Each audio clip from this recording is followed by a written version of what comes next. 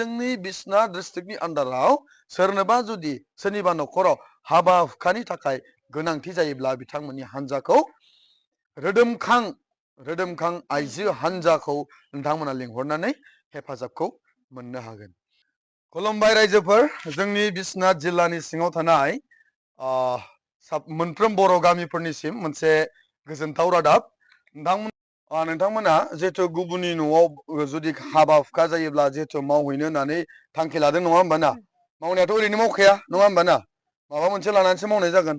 दा बेनिखाय नोंथांमोननो लागै आं मोनसे गोजोनथाव बाथ्रा आं लानानै फैनो नागिरदों आरो बे गोजोनथाव बाथ्राया नोंथांमोननि थाखाय मोनसे हेफाजाब गोनां बा मुल्य गोनां जानो हागौ।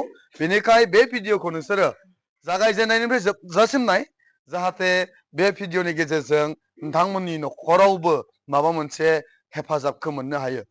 दा नोंथांमोना नुनो मोनदों आंनि उनथिंजायहाय माखासे आइजोफोरनि हान्जा।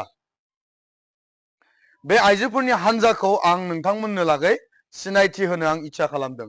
बिथांमोना आंनि उनथिं मानो गसंनानै दङ, मा जाहोननि थाखाय बिथांमोननि सेराव बा बिथांमोननि खाथियाव आं दिनै फैदों, बे गासै बाथ्राखौ आं नोंथांमोननो खोन्थागोन। दा बेनिखाय आं खावलायदों जे बिसनाथ जिल्लानि सिङाव थानाय नौदुवार हालाम, बुंनो थाङोब्ला नौदुवार हालाम बिसनाथ जिल्ला, जायगाया जाहैबाय जयसिदि होननानै बुङो। बे जयसिदिनि साखाथियाव थानाय 1 नं मिलनपुर होननाय गामिनि माखासे आइजोफ्रा दिनै आंनि खाथियाव फैदों माबा मोनसे बिसय लानानै, आरो बे बिसयखौनो आं दिनै नोंथांमोननो लागै गुवारै बेखेवनानै फोरमायना होनो नागिरदों। दा बेनिखायनो आं सिनायथि होनो नागिरदों बिथांमोना मोनसे ओंखाम रानग्रा हान्जा। बिथांमोना मोनसे 20 जनिया बा 20 जन लोगो नांनानै मोनसे ओंखाम रानग्रा हान्जा केटारिं ग्रुप बिथांमोना दादों।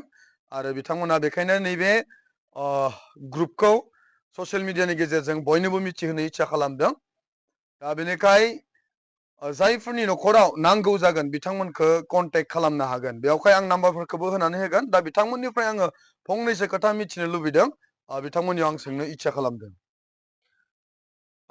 दे नोंथांमोना मा फोरमायनो सानदों आरो माब्ला दाखो, आरो नोंथांमोना मा मा खामानि मावगोन, आं बेखौ सोंनो इच्छा खालामदों।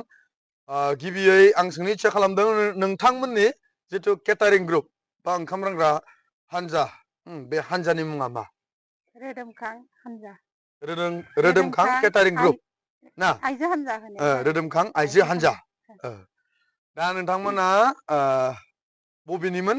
जोङो 1 नं मिलनपुर जयसिरि। 1 नं मिलनपुर। बे हान्जानि